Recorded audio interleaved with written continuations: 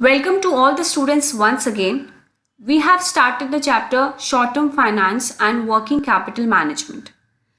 Until now, we have seen the characteristics of short-term finance, short-term needs, sources of short-term finance, role of working capital, and the advantages and disadvantages of working capital. So in this lecture, we will see the last part of this chapter, that is financing of working capital, in which we will see trade creditors, bank credit, and bank financing of account receivables. So let us start. So financing of working capital comprises first trade creditors. So what does a trade creditor means? A trade creditor is a supplier that provides goods and services to its customers on credit terms. वो trade creditor supplier होते हैं जो goods and services provide करते हैं customers को या business को या एंटरप्राइजेस को या ऑर्गेनाइजेशन को on credit terms. On credit term means that you have purchase the thing but you have not paid the money for that. That is the meaning of credit terms. So that is what a trade creditor means. That a trade creditor is a supplier that provides goods and services to its customer on credit terms. Trade creditors in business include any entity. It can be your enterprise, other enterprise, government, organization or person. That the business owes money for goods and services provided by the entity. Means the business owes money means business को उन्हें अभी भी वो पैसा लौटाना है जो goods और सर्विसेज उन्होंने उनसे बाय किए हैं. That is the meaning of business owes money for goods and services provide by the entity. The typical trade creditors of a business are suppliers. Mostly a typical trade creditors business के लिए कौन होते हैं? Suppliers, because these are the suppliers who provide raw materials to the business and mostly the raw materials are supplied by the suppliers on the credit basis. So the business owns a major part of the amount to be paid to the suppliers because they purchase most of the raw materials or the things from the suppliers on credit basis. So this is what a trade creditor means. So once again, what is a trade creditor? A trade creditor is a supplier that provides goods and services to its customers on credit terms. Now next comes bank credit. See, bank credit was earlier also been explained in the previous video of this chapter only. So one can refer to the previous video about what is a bank credit. So let us move on to the next one. The next one is bank financing of accounts receivable. See, attracting deposits and advancing loans are the twin functions of commercial banks. That is the most basic and the most important functions of the commercial bank. Banks adopt several ways for giving loans, and the most important and the usual way of discounting of commercial papers, promissory notes and bills of exchanges, usually for a short period, say 3 months. Okay, so discounting of bills is practically speaking is lending for short periods. The bank takes the bill and deducts 2 charges from the face value and gives the balance to the trader. So these 2 charges being the interest for the period and the cost of collection. When the bill becomes due, the bank collects the amount from original trader on whom the bill is drawn.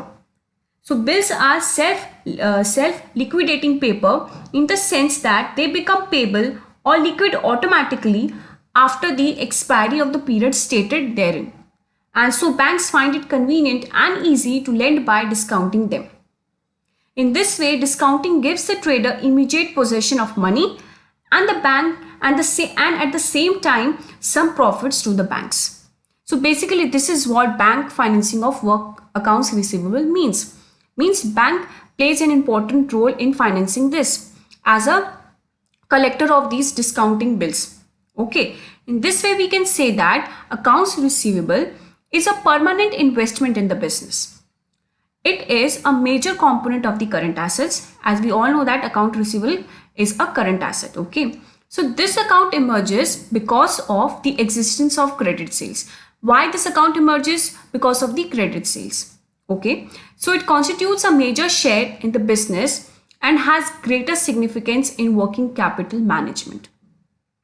It increases turnover and profit of the business, no doubt, but carrying accounts receivable for a longer period of time involves great risk. Therefore, proper management of accounts receivable is very necessary. Account receivable is a permanent investment. Therefore, the finance manager has to determine the level of this account suitably so that there will be an adequate flow of working capital. So account receivable एक permanent investment होता है business में, but उसको regulate अच्छे से करना चाहिए, because if accounts receivable are very much in the business, then it is very risky also. So the finance manager has to determine the level of this account suitably and educate level of this account suitably so that there will be an adequate flow of working capital in the business or an enterprise. Okay. So the management should see that debtors turn fast. If debtors turnover is high, then the firm can lessen the borrowings from working capital. So maintenance of debtors at optimum level, the degree of credit sales to be made, making the debtors turn fast involves the proper accounts receivable management. If debtor turnover is high, then the firm can lessen the borrowings from working capital. Okay, and the maintenance of debtors at optimum level, that is at adequate level, so the degree of credit sales to be made, making the debtors turn fast. मतलब debtors से आपको पैसे जल्दी मिलेगा, तो इससे क्या होगा, आपके अकाउंट्स रिसीवेबल का मैनेजमेंट अच्छे से होगा. So this is what your account receivable management means. There are various factors also governing the account receivable which affects the account receivable which is in the business. First is the credit policy. Second comes the credit sales volume. Then next comes the terms and conditions of credit sales. Then next comes location of business, competition, life of product. So these are the factors which affect the business or which affect the governing of accounts receivable in the business. So I hope you have understand the last half of the chapter, that is the bank financing of account receivables. Okay, and financing of working capital, which comprises of your trade creditors, bank credit, and the most important, that is your bank financing of account receivables. We will see the next chapter, that is unit 3, in the next lecture. Till then, thank you.